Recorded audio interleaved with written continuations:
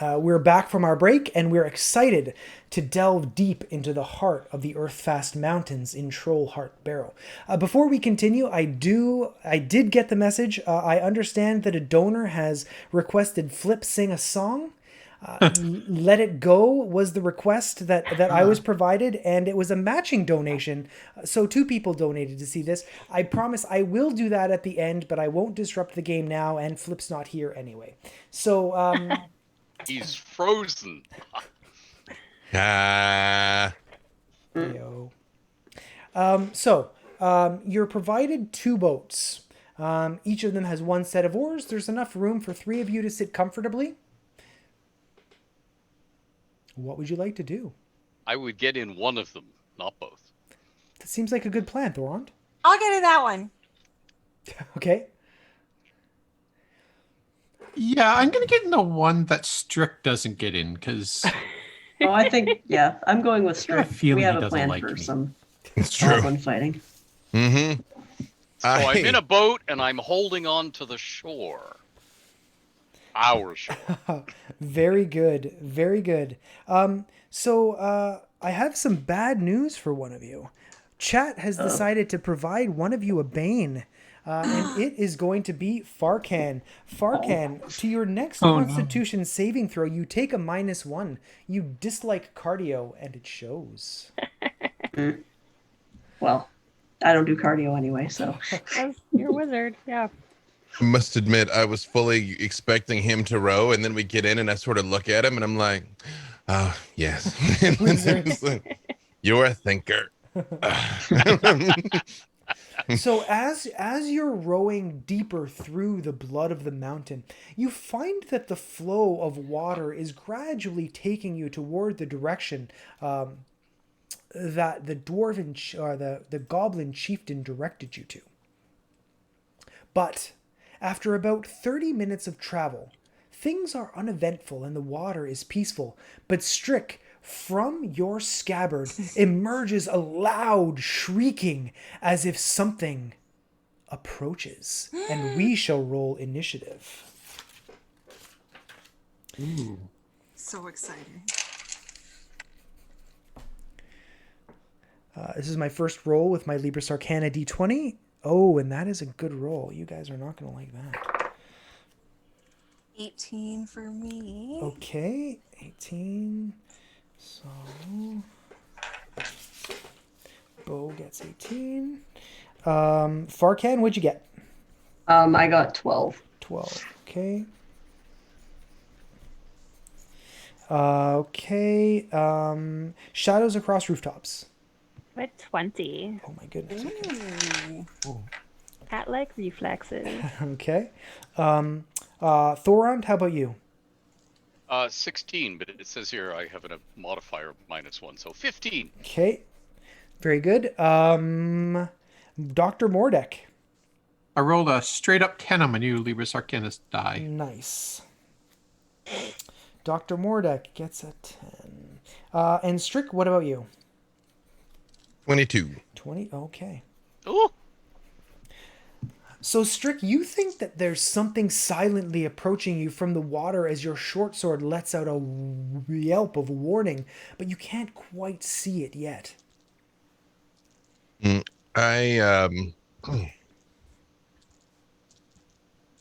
I just I literally I kind of put down the oars and very calmly pull out both swords and just stand there and kind of close my eyes like I'm listening, and I will hold my action until it reveals itself because I have to hit it before it hits anybody else. All right, sounds good. Okay, Shadows Across Rooftops, you're next. So Strick's weapon of warning has yet out a yelp. You know something is coming, but you can't see it yet. It's almost as though there's a shadow beneath the watery film. What would you like to do? Other than peer over and hope I don't fall in, I am going to ready my crossbow. Okay. Sounds good. If something pops out of the water, I'm gonna shoot it. Bo, you're up next. You know something is coming, but you can't quite see it yet. Okay, I So how do I know how deep the water is around us? Around you, it's hard to tell. You know that in the cove, it was only a few feet deep, but now, even through the film, you can't see down to the bottom of the water.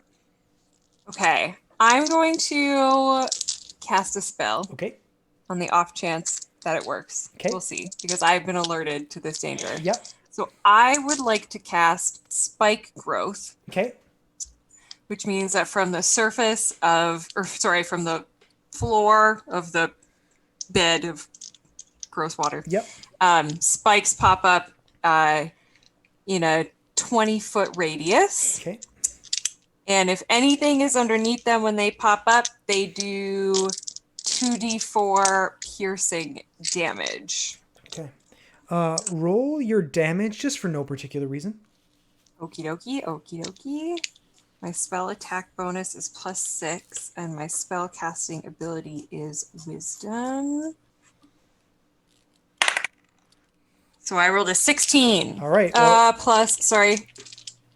Yes, 16. Okay, that is a success. How much damage do you do?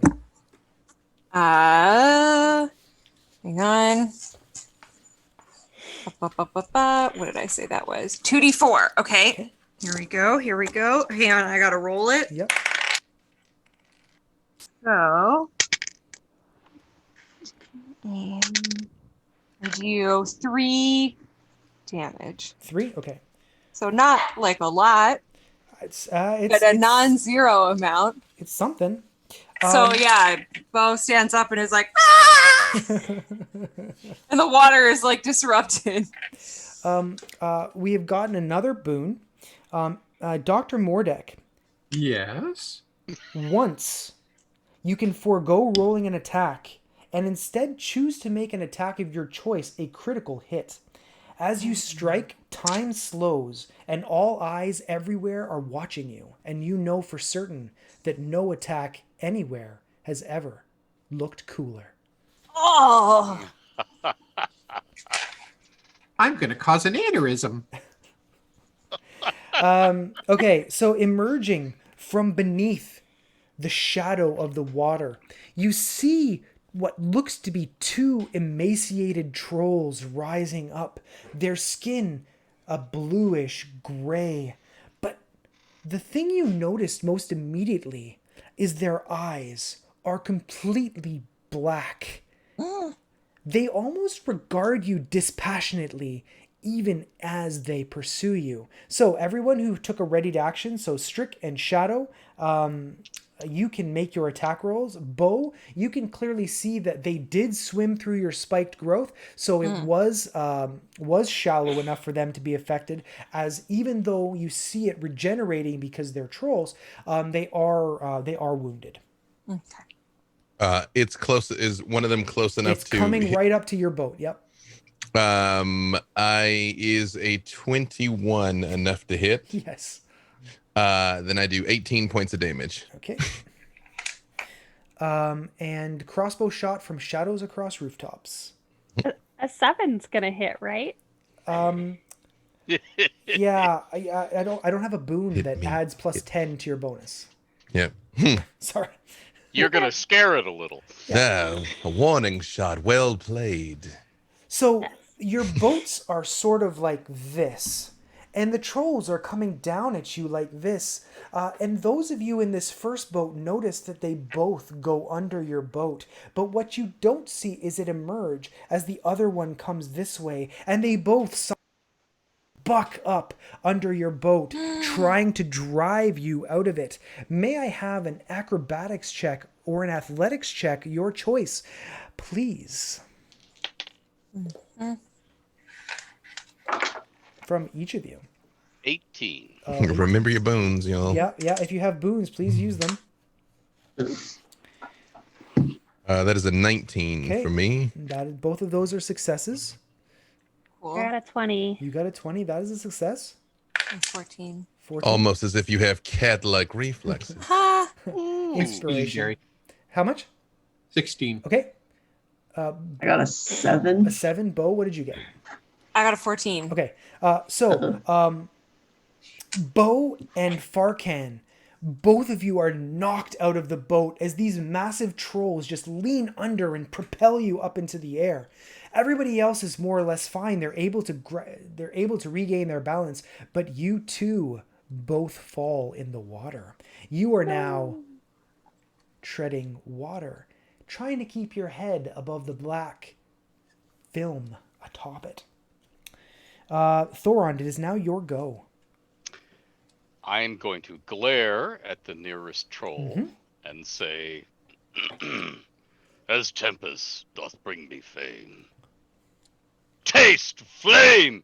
And I'm going to hurl my Sacred Flame cantrip. All right. That is a saving throw for me, right? Yeah, DC 15 Dex saving throw.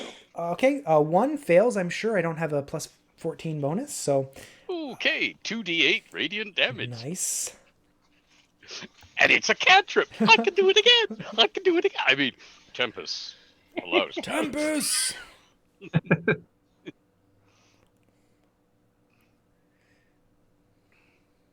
But that's my round. Okay, how much damage did you do for the 2d8? I didn't hear, sorry. Oh, let me do the roll. Okay. I was leaving that for you. But hey, let's have fun. Ooh. Oh, I like this game. 12. Oh my goodness. You burn a hole straight into the side of it, and any other creature might shriek, but it doesn't even regard you with a look. Farkan, it is your go. You are treading water in the inky pool of the blood of the mountain. May I have a wisdom saving throw, please? Oh, no.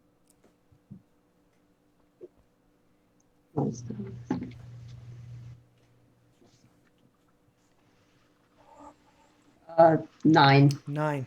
So as you're treading water, the film gets sort of in your mouth and your nose, and you sort of feel your insides getting lighter, almost as though you're becoming more lethargic, and you care less about more or less everything. You take 3 points of charisma damage. Your charisma score goes down by 3. Whoa. Well, I didn't have much to be bothered with, so. Arcan seems less pretty. Mordek, it's your go. What would you like to do? There are 2 trolls in the water, as are 2 friends. Oh, did your badger make an acrobatics check, Bo? Oh, no, but he should. His d20 fell on the floor, but it was an 18. 18 is totally fine. Your badger sort of looking over the boat is like, what's up with you? Uh-oh. All right. So Mordek waves his hands a little and says, I draw upon the bells of hell upon thee, troll, the one that Thorond hit. Yeah. Nice. I'm assuming an 8 is not going to succeed. It is not. All right. And as Mordek starts to do a little air guitar, troll takes 7 points of damage. Okay. That one is looking quite wounded, actually. Strick, it is your go. Top of round 2. The one that you've been fighting has been railed on by your allies, and it's looking quite hurt. All right. I'm gonna go ahead and have a word with that one. Is 19 enough to hit it? Yes, it is. All right. So the first attack deals 10 points of damage. Okay. And then the second attack does 5 more points of damage. And that is enough to knock it unconscious. It sort of slumps in the water. Shadow, I'll come back for you. what would you like to do? I'm going to cast Bless Okay. on Farkan, and who else is still in the water? Bo. Bo and your badger, just in case. Appreciated. Hopefully y'all will be able to get out. Okay. That's great. The troll. Oh no, it's Bo. Bo, it's your turn. May I have a wisdom saving throw, please? Mm-hmm. I rolled a 19. I rolled a 23. Yeah, the hollowing feeling that Farkan described as he was choking underneath this film is nothing to you. You resist it completely. It's no fear for you whatsoever. I'm like, it's disgusting! And I immediately turn into a giant octopus as a bonus action. Nice. So I am now a giant octopus with 52 hit points, and a lot more strength than my character has normally. And since I can transform as a bonus action, I still have an action, Yes. which means I get to kick the crap out of this other troll. Yes, yes. So I am going to use tentacles. This is going some places I wasn't expecting. Yeah. It's +5 to hit. It has a reach of 15 feet at one Yep. target. Okay. It does bludgeoning damage, and if the target is a creature, it is grappled with an escape of DC 16. Okay. So, plus what I'm going to roll to hit. Yep. And that is a 18. 18 is a hit. Their armor class does not look that high. Okay. So damage is 2d6 plus 3. Okay. So let me go ahead and roll that. We've got 3 plus 2 is 5 plus 3 is so 8 bludgeoning damage. Okay. And it is now grappled unless it makes an escape DC of 16. Okay. Well, it does not look very anxious to escape. Okay. I mean, on So the you one- are restrained. I am restrained. Okay. That is a different story. Then I am going to try and break free. It is. You're like, I kind of want to be. Yeah, it's like you're not locked in. Bundled by I'm not this. locked in here with you. You're locked in here with me. No, I'm into that. Okay, no, he is. Oh wait, no. It's an athletics check. It says escape DC 16. Okay. Yeah, athletics. Yeah, he does manage to break free of your tentacles, but Okay. only barely. He did take all the damage though. Okay. And it is his turn. He does not like seeing an octopus in his waters, so he is going to attack you 3 times, twice with his claws and once with his bite. I'm assuming that a 13 is probably not going to hit an octopus. No. Okay, but I'm assuming that a 24 will Yep. and a 20 will. Yep. Okay, so basically he hits you with one tearing claw and his bite, which in some ways might be more terrifying because as he sinks his teeth into the octopus's flesh, you feel something again. Make me another wisdom saving throw, please. Okay. My wisdom stays the same. 18. Oh, 18. Yeah, you're totally fine. You don't even know what anybody's worried about. You're just like, this is fine. I feel great about this. But you do take 8 points of damage from the bite and 7 points of damage from the claw. Okay. And Strick, you're paying close attention to the troll that you attacked because I get the sense that you know something about trolls, but this troll does not seem to be regenerating. Thorond, it's your go. There is one troll left which is dueling with a giant octopus that has appeared in the water. Well, I'm going to sacred flame it Okay? because I can do that without any danger of harming Bo the octopus. Okay, that is a failure. So roll me your damage.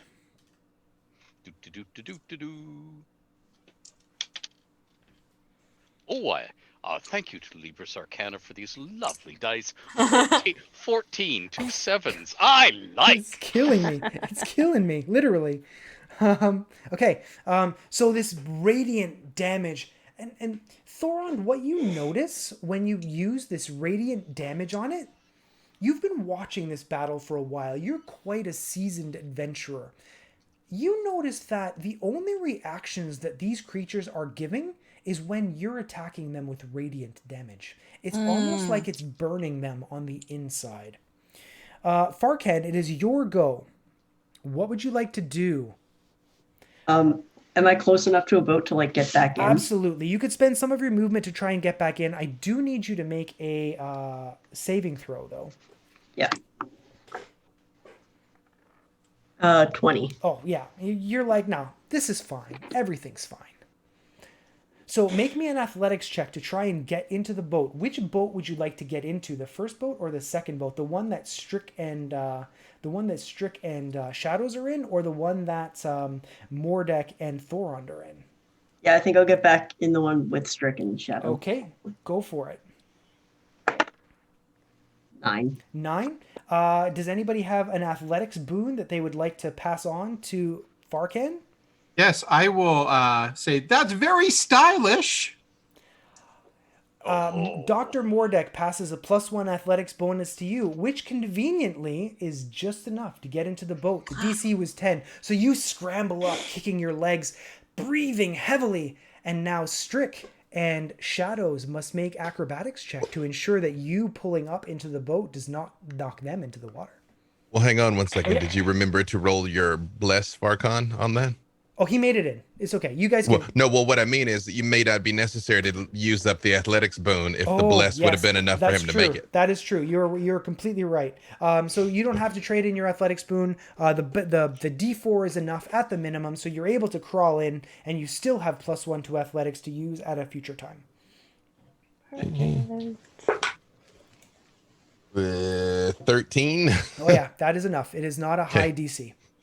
Shadows? I got an 11. Yeah, you think that you're almost on the cusp of falling in, but then you're like, I'm a cat. A cat, my tail. Yep. Got a rudder. Yeah. All right, but Farkan, that was just your movement. You still can't take an action. Would you like to cast a spell against the troll? Are we trying to kill these trolls? I assume so. Yes, everybody's attacking them with murderous intent. It's almost like Strick has rubbed off on them. Nice. Would I be able to throw a firebolt at them? Absolutely. Yep. I'd like the record to show I have killed significantly less things today than I have killed. So That's probably true. Far be it from us to get in the way of your total. All right, Farkan, what'd you get? What thing do I add? Arcana? You add your attack bonus, so it'll be +6 to whatever you roll on the 20-sided. Yeah, so 17. Okay, 17 is absolutely a hit. You can sizzle this puppy. Roll a d10 and let me know what you get. No. Wait, let me remember which one that is. Sorry, I've only played. That's okay. Totally once. Cool. They look like this. There's one that has like single numbers. It's kind of like a diamond, and there's one that has where's the other d10? I don't have it here for some reason. Oh yeah, and there's one that has like tens and stuff on it. So you can just roll that one time and tell me what the total is. Oh, is it the one with tens? Yeah. Okay. 40. 40. Okay, so that's 4 points of damage, but that is actually enough. The octopus and the radiant damage softened it up enough that it just sort of gradually floats to the surface, slain.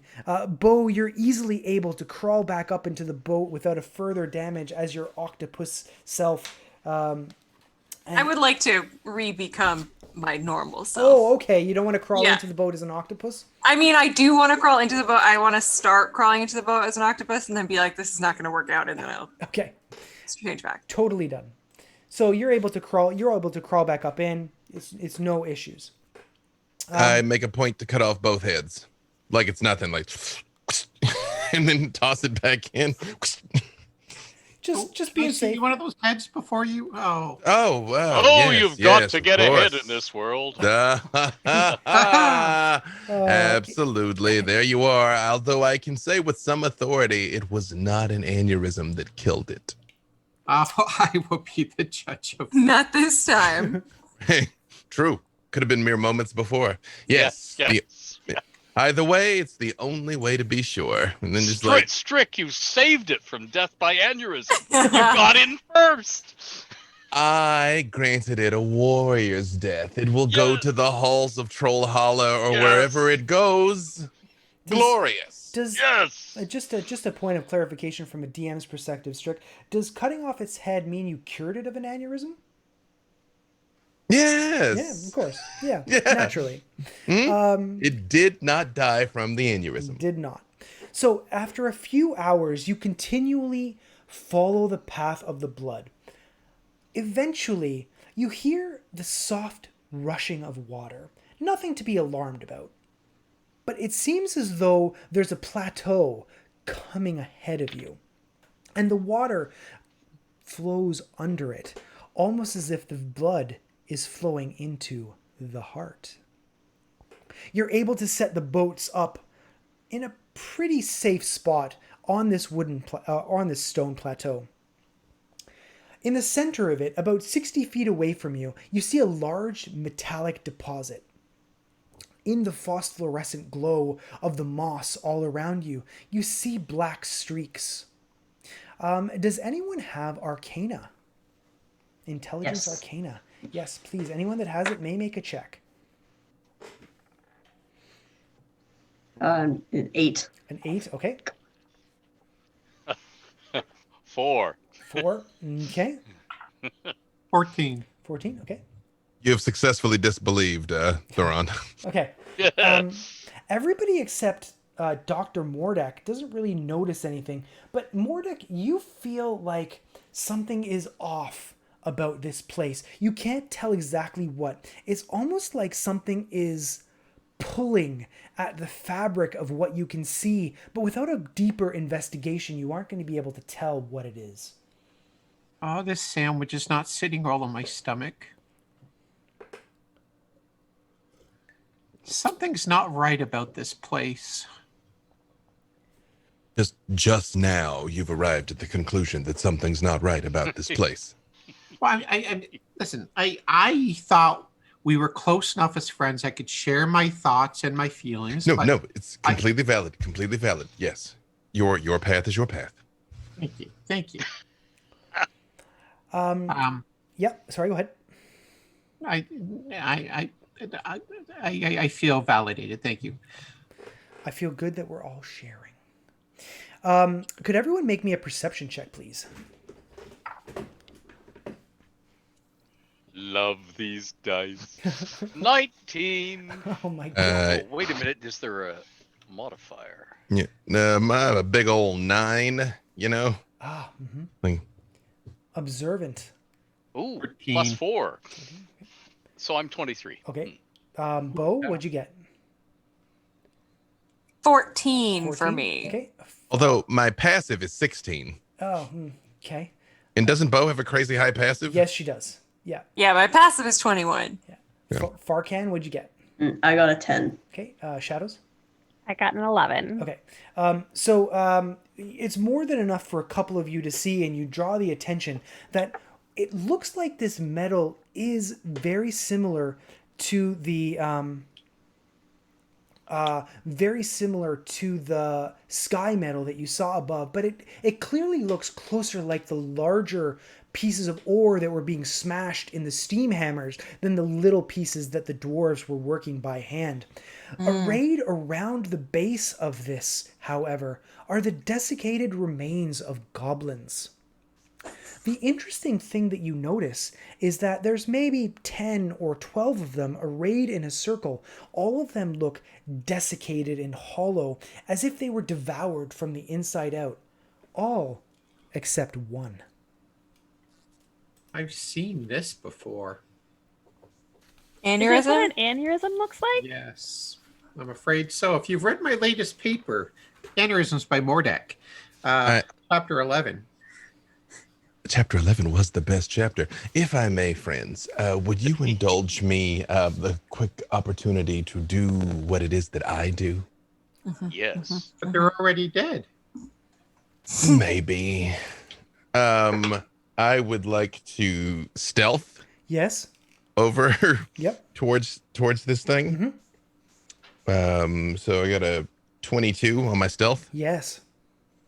And not to be too meta, but I won't bother rolling the dice if this is really dead. So if this is a foe, I'm gonna light it up. Okay. And if it is just a corpse, It is just a corpse. But as you get over there, I'm going to give you because of your stealth was so high and you're really paying attention to this thing, I'm going to waive the investigation check. You can clearly see that this goblin is completely different than the others for some reason. All of them look like almost like they were dried out in the sand for many years, sort of hollow from the inside. This one is clearly dead, but not nearly as the same way as the others. And you notice that there's actually something in its pocket.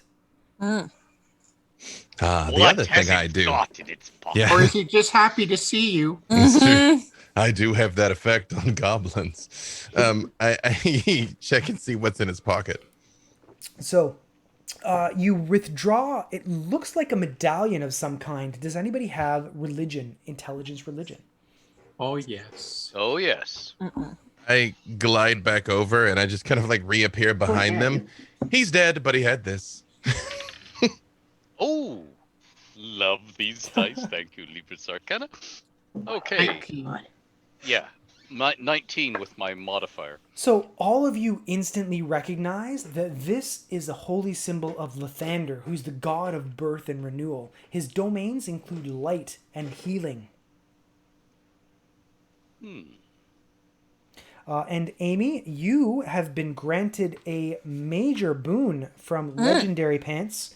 You sense something odd, like a glitch or a mistake of some kind. It's almost like you can see the world, but it's not the world you know. After initiative is resolved, once you can increase or decrease your result by 2. Oh, Ooh. that's fancy. Thank you. Those pants are legendary.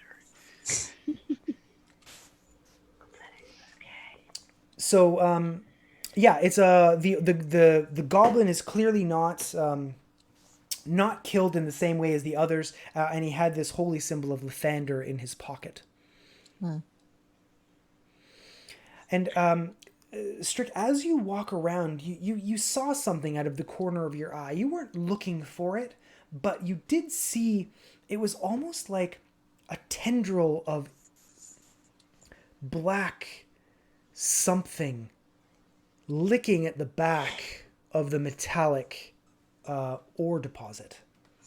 Oh, I stealth over towards it. Okay. As you stealth over towards it, you get about 40 feet away, and what you notice, you don't really recognize it. You can't understand it, but it looks like a tear of some kind. It's like a hole, like somebody slashed an opening in a piece of black fabric. All you can see is the deepest, darkest black that you could ever imagine. It's like the darkest night that no dark vision can pierce. I look up and around for any living thing that I can execute before I bring them over to investigate this. At this time, you see nothing to execute. I kind of come back over and I get like super close in Farcan's ear, and I'm like, there seems to be a rift of some sort over there. Perhaps you mystical types might investigate. Yep, I'll go investigate it. All right. So, Farcan, you can advance.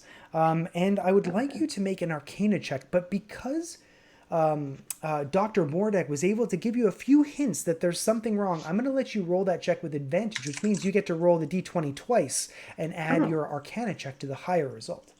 Okay.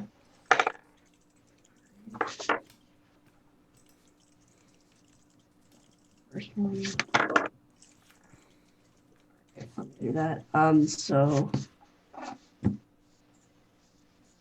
23. It's almost as though you understand everything that's happening at once. You can tell instantly that this portal is extraplanar in nature, and you're thinking, the blackness, the dark wisps, it has to lead to the plane of negative energy, to the void. As you're over there, you see clearly what Strick described. It's almost like a wisp of black air leading directly toward the metallic ore deposit. It's almost like the two are connected, the rift and the deposit of ore. But as you're over there looking, you're getting closer and closer to the rift. It's almost as though your sight can't penetrate it. It's so dark, but you feel something emerging from it. The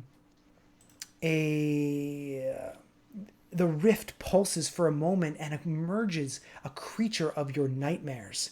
It has multiple beady black eyes, tentacles of pure negative energy licking at the air in front of it, with massive razor-sharp pincers snapping at you. Gad's a politician. A guttural roar shakes the cavern as the creature exits fully, looking at you, Farkan, in particular, and then at your fellows, its eyes snapping back and forth. And then another emerges, and we will roll initiative. Nope.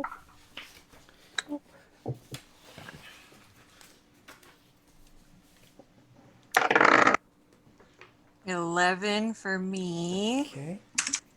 21. Jeez. Okay. Strick gets 21. Ever since you changed to the Libris Arcana dice, you can't roll low, Strick.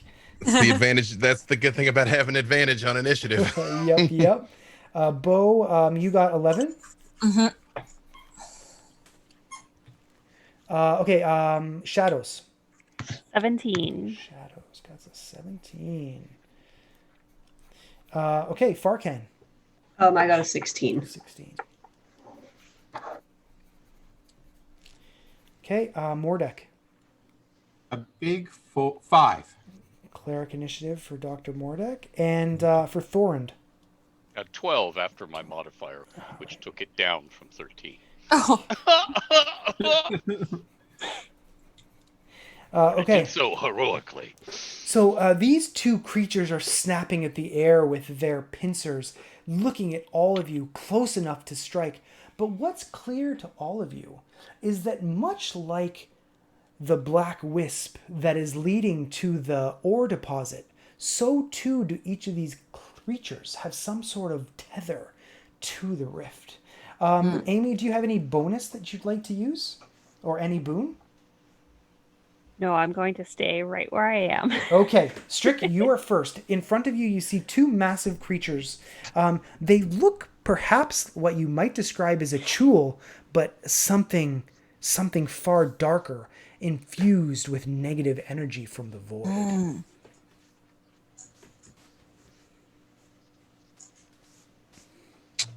Is a 25 enough to hit it? Yes, very much so. Okay. Then I did 19 points of damage. Mhm. And since I'm not quite sure what exactly we're up against just yet, after I stab it, I'm gonna use my cunning action to hide. Oh, yes, So I'm very just like good. a bitch, bam. You disappear, and you can tell its eyes are like focused on you, and then you wink out of existence, and it's lost you completely. It's now paying more attention to your allies. Shadows, what would you like to do? Other than run away screaming, I would like to. Oh gosh, I'm gonna cast Guiding Bolt. Okay, absolutely. Good. I feel like I need to light this place up. It's so dark and creepy.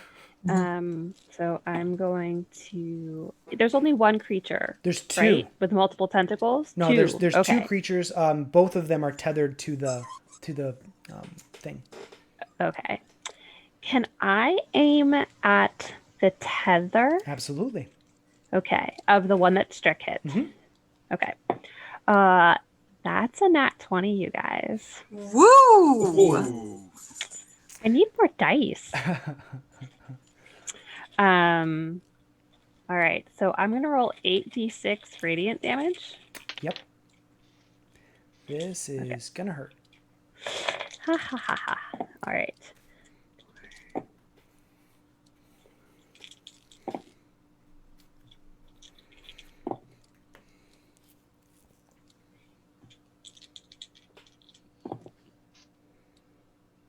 I lost track. 23 points of radiant damage. 23 points of radiant damage. Your guiding bolt drives straight into the tether, and almost effortlessly, you sever it. Yes. The rift and the creature are now separated, and the creature looks lost, as if it doesn't know quite what to do, as if its guidance is now gone. Farkan, what would you like to do?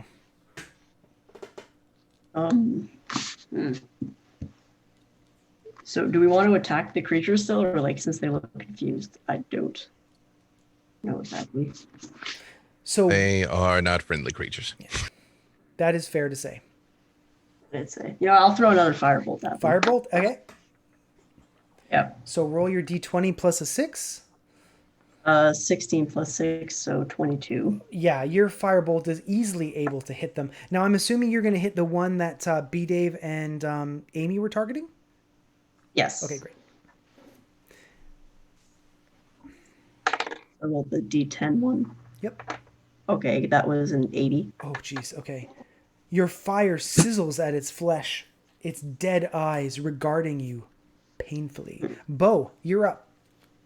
Okay, so I would like to. I'm watching all this go down, and I'm like, I know what I'm gonna do. So I cast Moonbeam, Okay. which is a 5-foot by 40-foot cylinder of light. Yep. Okay, I want to try it and make it touch as many of these dudes and the portal as possible. Absolutely. Yep. So, wherever you want to put it. Yep. They must succeed on a Constitution saving throw, or they will be affected by 2d10 radiant damage. But even if they save successfully, they still get 1d10 radiant damage. Okay. And there's disadvantage to shapeshifters. So I'm not sure if these guys count as shapeshifters. They do not count as shapeshifters. Okay. Both of the creatures fail. So it's basically like a scalpel made of radiant energy. You slice through the tether that's still connecting the one creature to the rift. You slice through the tether that's connecting the metal to the rift. The Chul, who is now separated, almost is like the voice that it's been inside of its head for eternity, is gone. And it looks lost and unsure of what to do. Roll your 2d10 damage for each of them, please. Uh-oh, I feel like I'm about to hurt something I shouldn't hurt. Whoops! 3, 8 total. Okay, so they roar in agony. Thorund, it's your go. Sacred Flame to the first one. Okay. The one that was first severed. Got it. So it needs a DC 15 dexterity saving throw. For a large creature, it's surprisingly dexterous. Your sacred flame appears in front of it, and it's so enraged it rears up and claps its pincers in the air. It made the save. Is there anything else you'd like to do? Therefore, I do it no damage. Okay. I'm going to channel divinity. Okay. Guided strike for later. Sounds good. My go. So I can't see B Dave, but I can see everyone else. All right. So Dr. Mordek, one of the massive creatures, comes forward and starts trying to grip you with its pincers. And it rolls a...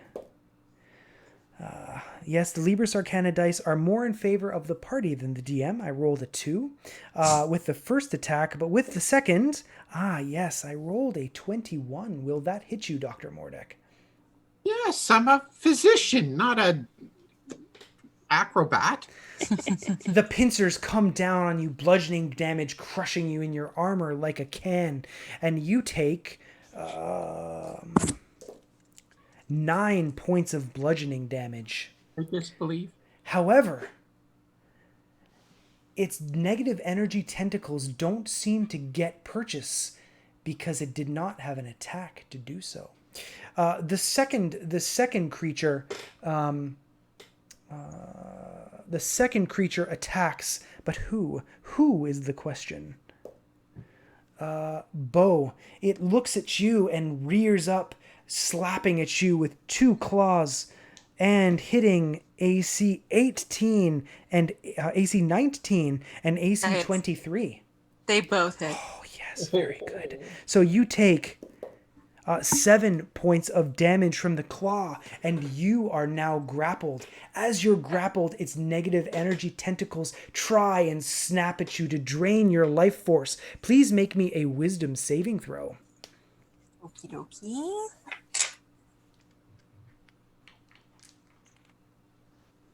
13. 13. You Oh, wait. It's a saving throw? Yes, it is. I have +2 on all wisdom saving throws, so 15. 15. I don't need my D4 after all. I got excited. Oh, I was so close. So the hollowing out of your spirit begins to overtake you, and then all of a sudden you remember something somebody once said, and you're like, "No, I don't go in for this sort of behavior," and resist it completely. Dr. Mordek. Wait, one thing before we Yep, move on.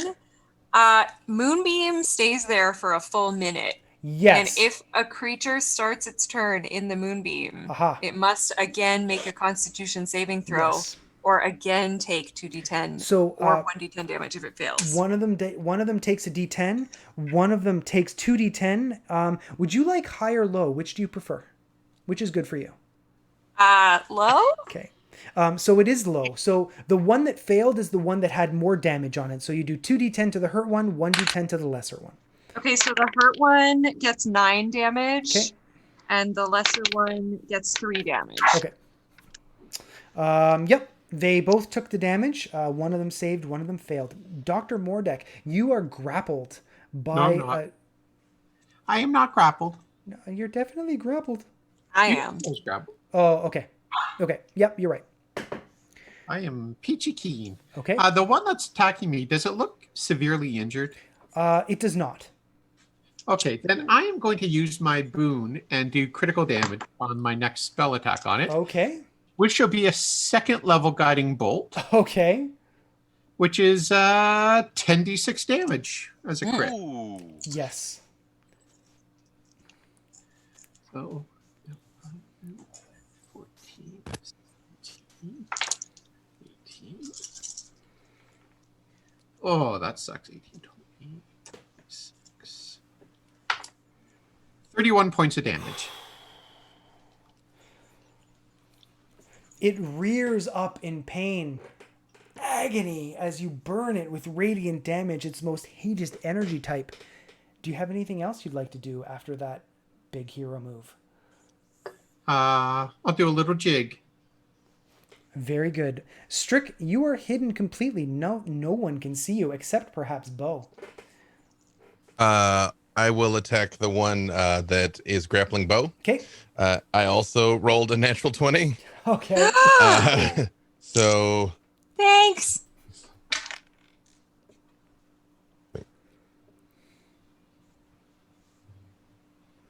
for 27 points of damage. Okay. And then I hide again. Blam! Wow. That one looks quite wounded. Strick. Shadows across rooftops. It is your go. What would you like to do? Actually, could I ask Yes. just one Yeah, quick of question? course. Sorry. I realize we have no objective way of realizing how hurt this thing actually is, but does it look like really, really hurt, or just like not doing too well? It looks really, really hurt, as far as you can tell from a creature from the void. Then I'm actually going to forego hiding and follow up with my second attack. Sounds good. See if I can finish it. Okay. Is a 19 enough? It is absolutely a hit. Yep. How much damage did you do? That is the All of it. question. He did all of the damage. All of the damage. 12. 12 damage. With a mighty strike, you drive your short sword into the beast's maw. It releases Bo and falls to the ground. But it's curious. As it's dying, it's slowly deflating through the wound you made in its gullet, almost like a balloon that has air being let out. Make a point not to inhale it. Good call. Okay, Shadows, it's your turn. As a free action, I'm going to call over to the coroner and ask, is this an aneurysm? Yes, indeed. I'm gonna have to copy your notes later. This is pretty weird. Seeing that my guiding bolt had done so well previously, I'm going to cast at the remaining shadow creature. Okay. That is a 16. A 16 is enough. You think that had the tether still been attached, it would not have been, but it isn't. Excellent. 11 plus 4 is 15 points of radiant damage. You are just melting this thing. Oh, and I forgot. The next attack roll made against it has advantage because now it's sparkling. Aha, very good. All right, Farken, what would you like to do? Is one of them? They're both still alive, No, right? one of them is dead. Strick double tapped it and killed it almost by himself. So there is one still alive then. Yes, there is one still alive. All right, then I'll shoot a poison spray at one. Okay, so that is a dexterity saving throw, as I recall. Yep. It fails. Roll your damage. Your Which poisonous one? gas bursts forth from your fingertips and it gets caught up in the spray. It doesn't react, though, nearly as much as when it's being pelted with radiant damage.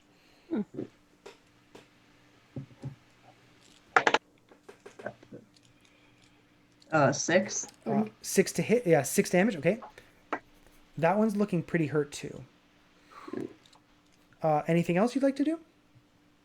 Would I be able to maybe use detect magic to see what the sort of rift and things are? You can do it after combat. Right now is probably not the best time because you just cast poison spray. Well struck, friend wizard. Well struck. Your poisons seem to have a significant effect on it. It's almost like acidic. Its skin is bubbling. Even though it's not reacting, you can tell it was a good hit. Bo, it's your go.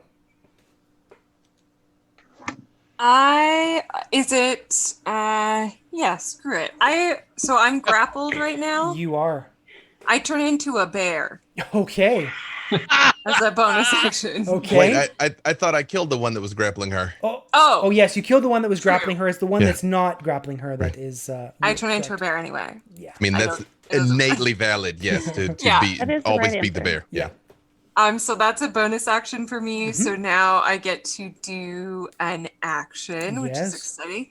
So I'm going to do a multi-attack, which means I make 2 attacks, one with my bite and one with my claws. So I'm going to do, bite and then claws. Based on your rolling, this will end poorly for my poor tool. Okay, so this is, let me see, 19. That is a hit. Okay, there was +5 to hit on that, so there was More than enough. yeah. Okay, so damage for bite is 1d8 plus 4. Okay. Grab that. So 4 and 3 is 7. Okay. Then I'll roll for claws. Awesome. That's also +5 to hit. Oh, that's a nat 20. Ooh, Wow. Okay, that's a crit. nice. That's a crit, which means what for my damage? My damage is 2d6 plus 4. It's 46 plus 4. It doubles the amount of dice that you roll. 46 plus 4. I'm going to be here for a while. 4 plus 3 is 7. Plus 2 is 9. Plus 2 is 11. Plus 1 is 12. So I just make the most epic double claw attack you've ever seen. Like, It looks right at this thing. I'm very frustrated. And my badger is also doing that. it looks very much like this creature is on its last legs. Thornd, what would you like to do? Can you push it over the edge? I would like to fire a light crossbow bolt All right. into it. Very good. At plus 12 to hit. So. Okay. Oh yeah. 18 plus 12. That a 30 hits. It's more than twice as much as you needed, Ed. Okay. So, oh yes, and then one of these. Wow, 7. I rolled an 8 minus 1, so it's 7. Thank you, Libris Arcana, for these dice. And yet, thank you. Your strike is more than enough to collapse this creature. The radiant damage and the claws and the flames. It falls to the ground, and it, like its compatriot, begins deflating, almost like a balloon. Farkan, now you can make yourself a detect magic. Okay, cool. And what the spell tells you is that you think you aren't quite powerful enough to close the rift. You think at this point it's too large for people of your ability to contain. However, you could reduce its influence by bombarding it by radiant and/or evocative healing magic. It would only be a stopgap measure. You wouldn't be able to close it, but you definitely think that you could minimize its influence for some time. What about interpretive dance? Strick, it certainly could not hurt. He tells you that for sure. So does anybody have anything they would like to do? I would like to Sacred Flame it. Very good. Radiant damage on the rift. Very good. You cast Take no chances. You cast radiant damage on the rift, and it gradually begins to reduce until it's just a small glowing ball of black energy. Its ability to draw in light from the surrounding area is definitely diminished. You think that you've done enough to mitigate its influence for the time being. The glory of Tempest. As you turn around, all of you notice that at the base of the sky metal deposit, the inky black infusion is gradually beginning to crystallize and crack, almost as though severing the connection between the rift and the metal was enough to gradually bring the adamantine back into balance. Are those dwarves going to be super mad at us for wrecking the source of all of their fortune? Only if we tell them we did. We were gonna kill that guy anyway, Yes. so it's No, kind of yes. whatever. Yeah, They won't be mad. They're going to be dead. Mhm. Well, I'm not a bear anymore. That's how I talk. I feel like you should talk like that as a bear. All right. She barely got it out. Yes. Oh, Ed.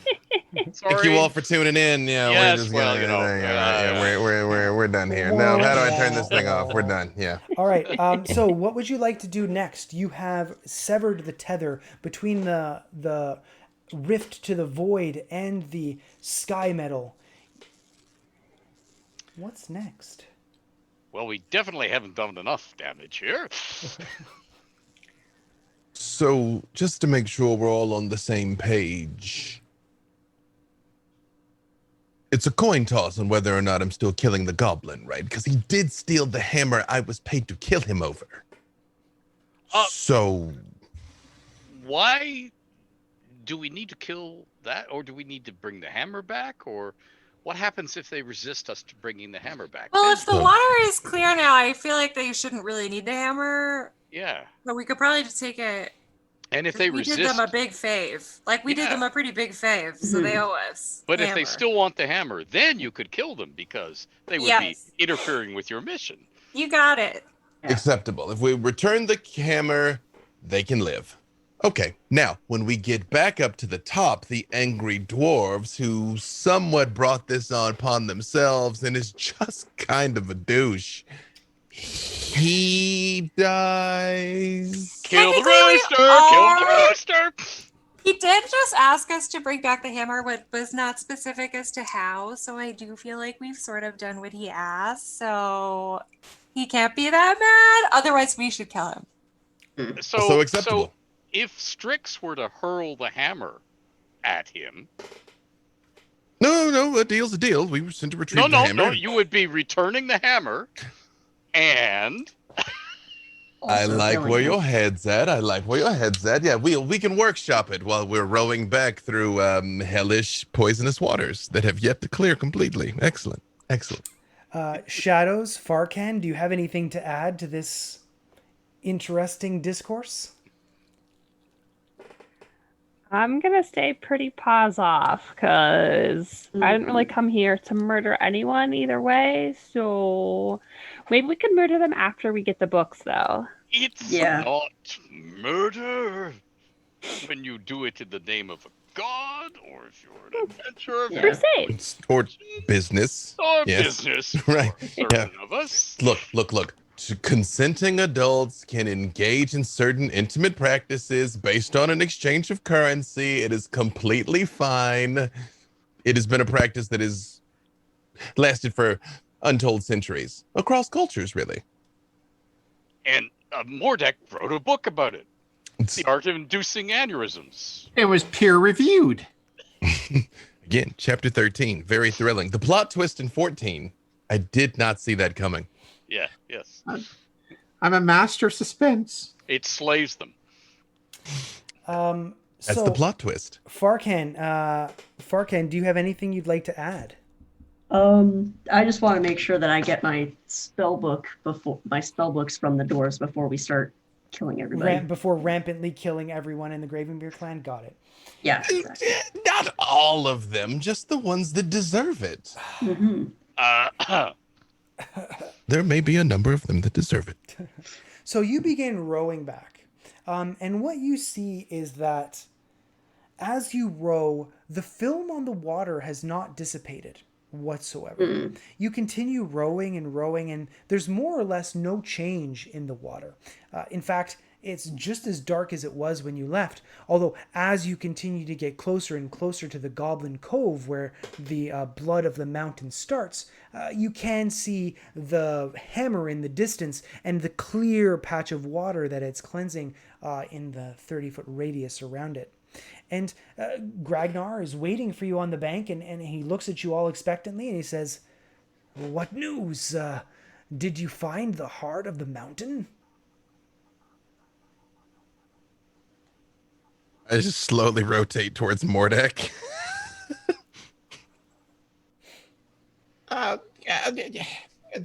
The heart is It had an aneurysm. no longer pounding. I don't know what that means. You're gonna have to explain it. Thorand? There is a darkness in everything. There's a crack. That's how the darkness gets in. For every season. There's a reason. Turn. Yeah. I see where you're going.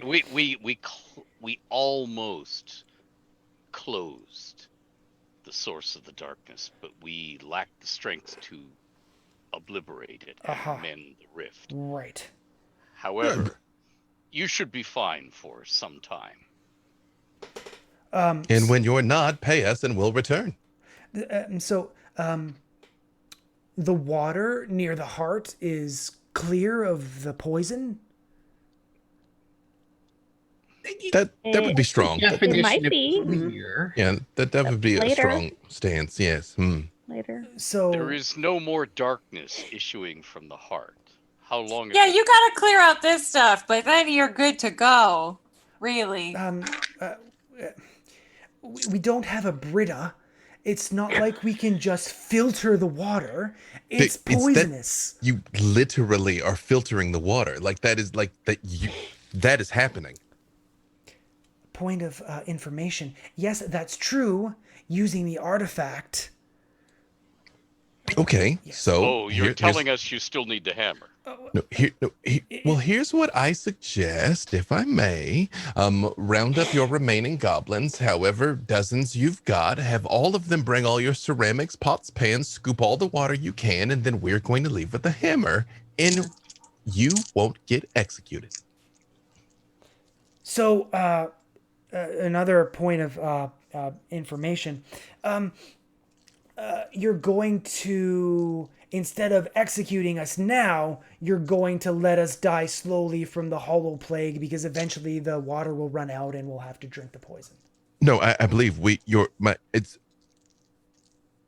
the doctor here explained quite clearly, as did my cleric associate here, that we have resolved your issue. It will return in time, but everything will return in time. And let's be honest, you're only going to live like 5 more years max, or 5 more minutes. That is completely up to you.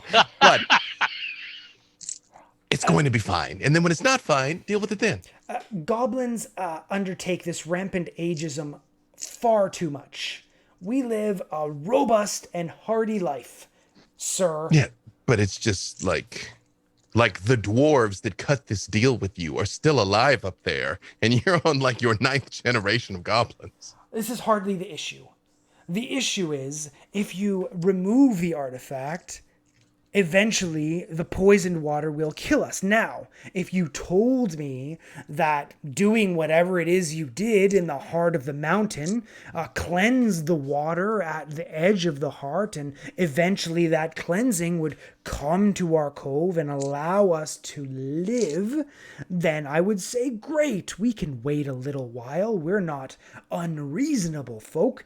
And yet there's some equivocation on the point of the water, which is what is more or less the core issue we are discussing. Well, Shadows, is that not what we just said? Like, we stopped So it. that's what we just said. I feel I'm like 99% sure that's what we just said. I mean, I got you a are plan. a learned tabaxi. Perhaps you can explain it in a better way. Can we borrow the artifact and go upstairs and use it to, I believe we were going to return it with force to the lead dwarves. And then when they're done with it, we bring it back. We'll clean it off first, and then we put it back in the water. This seems like a very aggressive plan. I We're mean, you know what? adventurers. Be fine, right? We're a very aggressive bunch. Yeah, we're adventurers. That's what we do. Like, I know I didn't show you the people who drank the water, but dude, I could. It's bad. I We- would like we to saw. see that, to be honest. Am I missing something? I thought we cleansed the water and it's going to make its way down here, and then y'all are going to be fine. So you point of clarification. You cleansed the metal, and the metal at the base began crystallizing. So the black streak in the metal would gradually make its way upward, but it didn't actually have an effect on the water. The water was still poisoned from all of the leavings that they've been chucking into it. Can I just say, for a goblin, you have an excellent grasp of Robert's Rules of Order.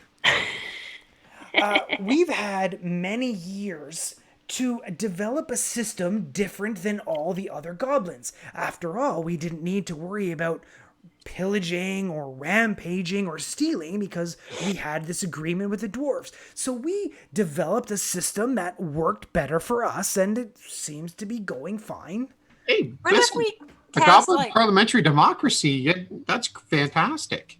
what if we cast like bless on the water? Will it get rid of the junk that's left on top since it won't like re-junk itself afterwards? It's possible that a remove curse might temporarily have some Ooh, and effect. I have one of those. You could also Yeah, just yeah, try yeah. fire, Farkin. You could just alight the oil on the water. yeah. I'm sure that will. Burn it also off. great. Also great.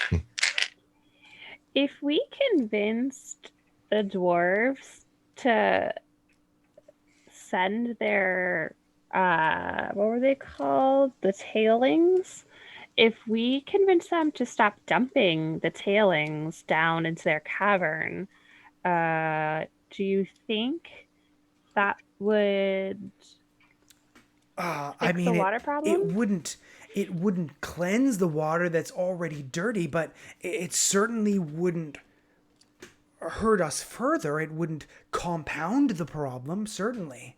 All right. So maybe we need like a 2 or 3 prong attack. Let me begin by casting Remove Curse on the Love water. that. Okay. Yeah. Right in front of you, here and now, as a show of good faith. Sure. When Yeah. she says 2 or 3 prong attack, I hide because I'm getting ready to stroke this dude. I don't know how many daggers you had. Yeah. You stroke in a different way. Very good. I shall cast Remove Curse on the water. All right. So you cast Remove Curse on an area of the water, and it does make some difference. There does seem to be one shallow area about 10 feet square that is cleared of the black film, and you think that it might last for a little while. It's certainly not a permanent solution like the hammer is, but it's definitely better than a kick to the pants. You can tell that for sure.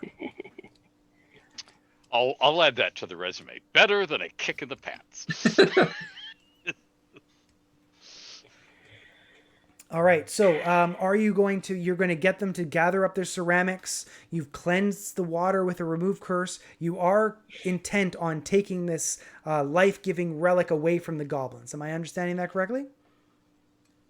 Yeah. Awesome. Okay, Yeah. so you take it. They don't. I appreciate that you're like, so you're going to be terrible. And we're like, yeah. No, I'm just making sure that I understand what you are doing. We're adventurers. It's what we do. So you take the relic, and the goblins, they don't have any hope of resisting your power, and you return to the surface without delay.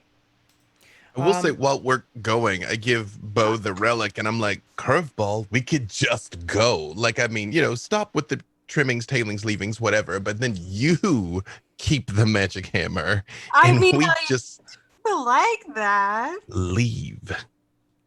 Oh, dear. Interesting. The other one's not magic is the thing. This one is magic. But I'm really, being a forest gnome, not a big fan of anybody who is disrupting the environment. So I do feel a moral responsibility to go tell the dwarves to stop with the tailings, unfortunately. But it's just barely edging out my desire for this sick hammer. It's very close. They're very, very close. It looks very good in your hands, might I add. It just Thank you so much. So as you knock on the door, Flip opens the key, and he's like, hey, so did you figure it all out? And he sees the hammer, and he's, oh, okay. So you solved the problem. Everything is peachy keen? Yeah? It's definitely not peachy keen, my chicken guy. better than a kick in the pants, I've been told. The results. Yeah. To be fair, I'm not the chicken guy. You're all chicken guys I'm to your, me. I'm your friend Flip. Remember, I'm the guy I haven't with the seen face. you. I didn't You're see no you do rooster, any. but you're a chicken. Yeah, you didn't fight. You didn't help. Really, you seem to have had a lot of information that you did not act on. So That's right. You're no rooster. You're no cock of the walk, buddy. You're just a True. chicken. Just a chicken, Flip. Oh, Hey, no. are you upset about it? You should just let it go, friend. Inspiration. But no, the truth is, all that is true. I'm not so much a hero as much as I am kind of the guy who's like, hey, go do this thing, good people. And if the good people say, no, this is where we're going to do it, I can't change that. Anyway, let me take you to the council because I'm sure they're going to want to talk to you. You don't really want to talk to me anyway. Cool. So he leads you into the ante. Actually, I do kind of put my hand on him and I say, you were surprisingly well informed about all of this. Yeah. Yep. You're not wrong. How is that, Flip? So he unties his thing and he pushes his hood over his face. He's got a very squint face, and he's very much a little human, and he's just like hard to explain. Let's just say I get around. And I just sort of turn and I look, especially at Shadow, and I'm like, we're letting him live, though, right? I mean, we do not have to. I just clearly, but We are leaning that direction, correct? Yeah, for now. In for my now. defense, I'm freaking adorable. You're not my taste, friend. Oh, well, Oh, I don't know. The right recipe book? yeah, you guys are the right bunch for this humanitarian mission. I'll tell you that right now. There's no humans involved at any stage of this, and then I hide because I don't want them to see me coming. If this is about to go how it might go. So Okay, so he leads you all to the antechamber, and as you enter, Kandrin stands excited, anticipating the return of that relic, and when he sees it in Bo's hands, dragging it almost like an strange cart of some kind for her tiny frame, he stands and says, "Yes, I knew you could do it. I knew you were the right choice. I knew you wouldn't have let me down." Sorry, let you doon? This We isn't. have a few conditions. Another Scottish dwarf. All right. What is the condition? You need to look into a recycling program. It seems that perhaps, unknowingly, of course, your smithing processes are hurting the environment. And downstairs in that water, it's pretty gross. And it's killing people. So... You are destroying the mountain yes. that you live in, dwarves. If you keep poisoning the mountain, you're going to lose all your sky metal, and then you're going to be broke. And gnomes are going to keep taking your stuff, dummy. God. Yeah. So we'll give this back to you. You know, best Vanna White impression here. We'll give it back as long as you cut out the dumping. The goblins have been complaining about that for years. It's had no Yeah. effect on them whatsoever. They're turning to zombies. Something interesting happens when you say that, Bo. The council is seated, as I mentioned, in a semicircular arrangement with Kandrin the speaker right in the middle. You've seen them lean in to talk to him, but you've never seen them lean in to talk to each other, and you spent probably an hour in this room. Two of them lean in and they start whispering to each other. And then another two whisper to each other. And then another two whisper to each other. Kandrin is sort of looking around like he doesn't even know what's happening. I cast Minor Illusion and I make a rooster in front of him. His face goes so red, you think he's about to suffer from an aneurysm. At the end, it's actually Kandrin's husband who stands. He's the final person who gets the message. And he says, "Thank you for bringing this to the council's attention. It seems our speaker has not been upholding our ancestral agreement as effectively as the council would like. Therefore, we accept your terms and commit to making every effort to work with our neighbors to solve their problems, including trying to find aid for the sick." Yeah, nice. As for our speaker, Kandrin, he has lost the confidence of the Council of Seven. A vote will be taken to replace him immediately. I nominate Flip. Yeah. Flip sort of leans into you and he's like, what? I mean, you know a lot of stuff around here. You were clearly concerned about the well-being of the goblins downstairs. You are the kind of leader that these dwarves need. Strick? Would just like to say the moment he says a vote will be held immediately to replace him, I ambush him and assassinate.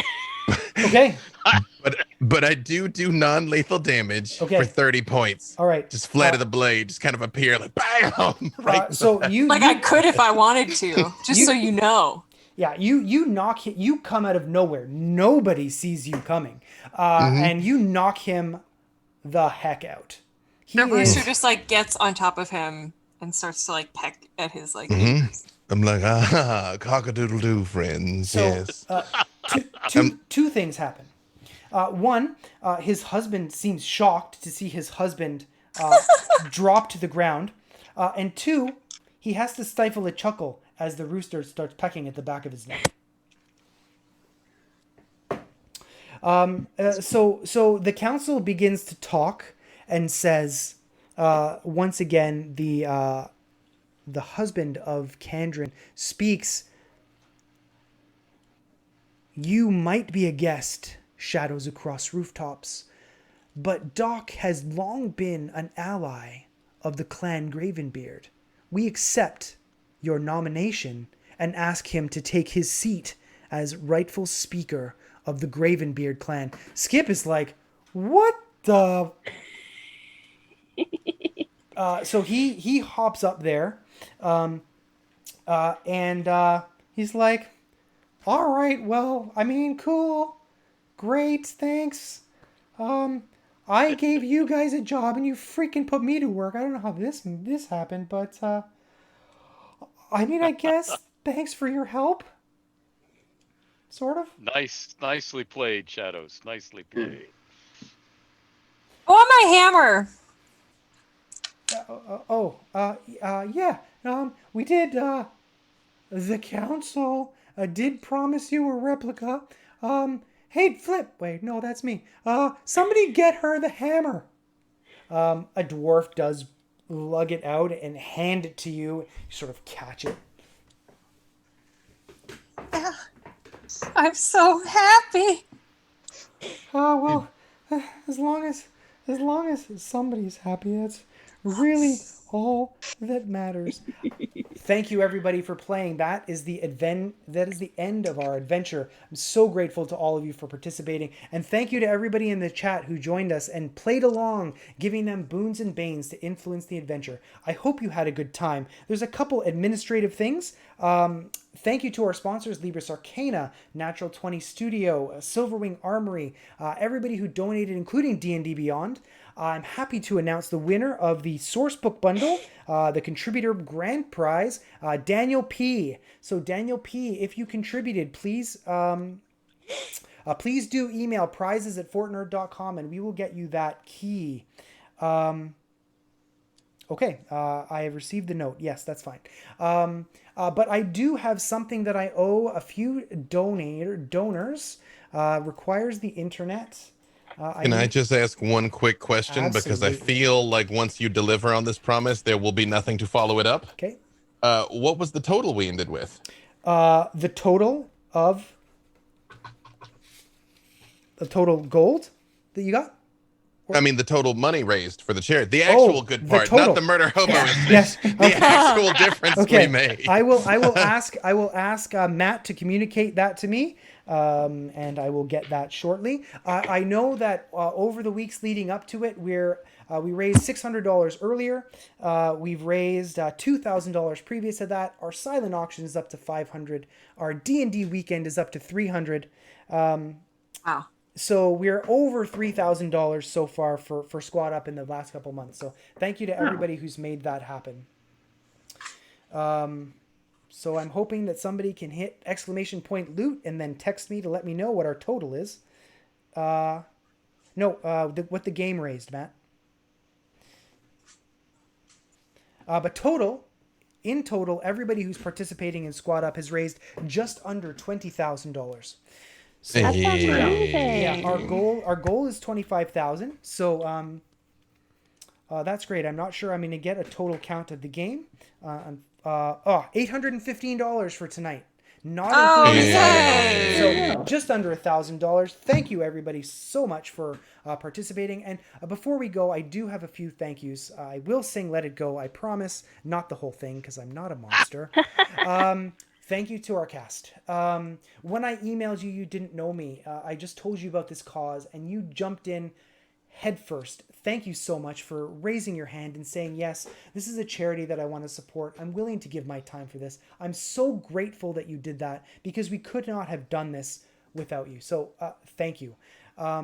Thank you to everyone who donated, all of the viewers, the people who contributed in chat. We could not have done this without you. The boons and banes were great. We appreciate it. Two final thank yous. In addition to all of our sponsors who I mentioned previously, Jake, our producer, who had internet issues, he made it easier for me during the first game to make sure that I didn't have to produce it. And second, my friend Erin, she did not get a cast card, but she was very important to this event.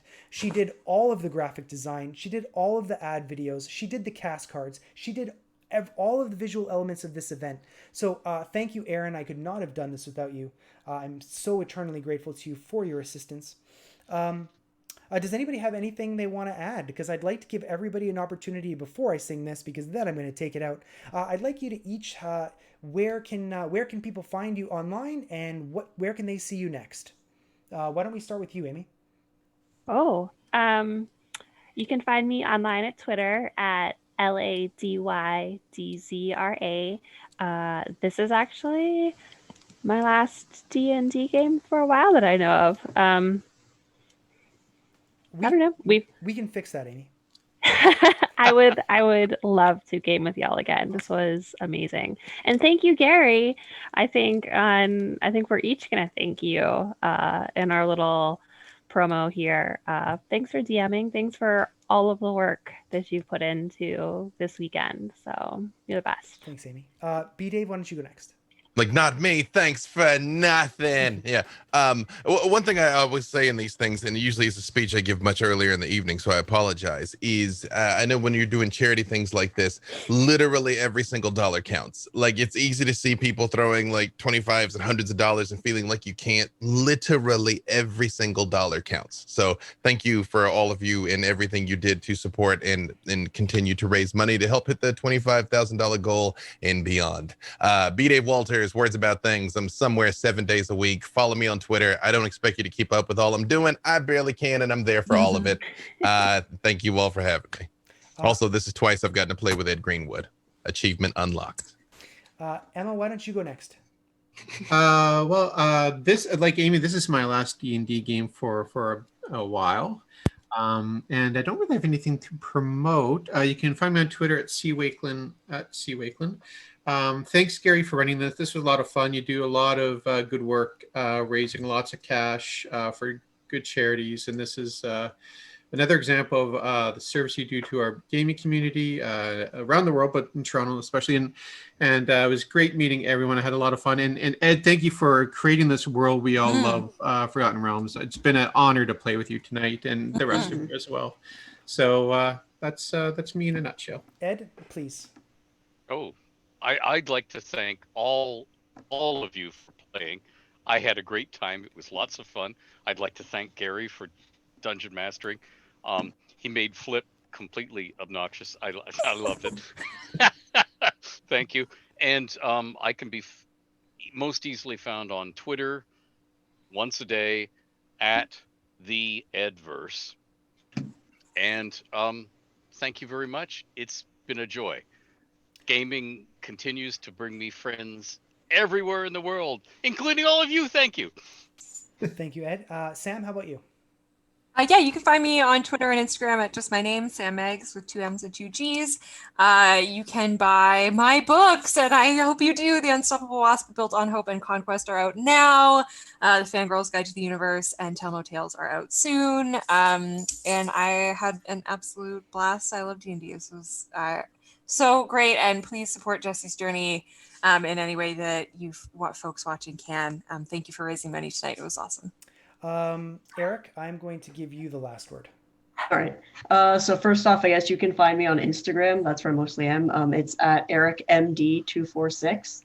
And until the end of the month of September, I'm still going to be probably doing squad up stuff. So I mean, if you can still donate, I've got the link on my Instagram bio, and I'm going to keep doing live streams on Twitch. I've been doing all of Uncharted, if you have been watching, and that's Eric DMD Gaming. And I also just want to say thank you to everyone who's been donating and stuff, because I have a very personal connection with Jesse's Journey. I've been a part of their family since probably 2003 when I met them. And I met Jesse, I met all of the people that are there, and they're a really good cause. So yes, awesome that you guys have been donating and keep it up. So yeah, thank you. So this was an incredible experience, and it does not end here. You can follow us on Twitter at FortnerDOTCOM for all the stuff we're doing. We're hosting a Dungeons and Dragons epic. Geeks United and the Fortner Discord channel have been running tables of D&D all weekend, raising money for the charity. There's going to be 40 tables between Thursday and tomorrow. And lastly, at tomorrow, we're running at the Talon and Claw Twitch channel. We're running a Sea of Thieves stream to raise money. Quest for the Cure continues. You can find us at twitch.tv/Quest for the Cure. There's going to be another D&D sourcebook available for contributors, as well as some amazing dice prizes and homemade woodworking products by the amazing craftsman Anthony from Talon and Claw. So it doesn't end here. There's more opportunities to donate. There's more prizes to win. And now, as requested by the chat, Flip will sing 2 verses of Let It Go. I apologize, everyone, in advance.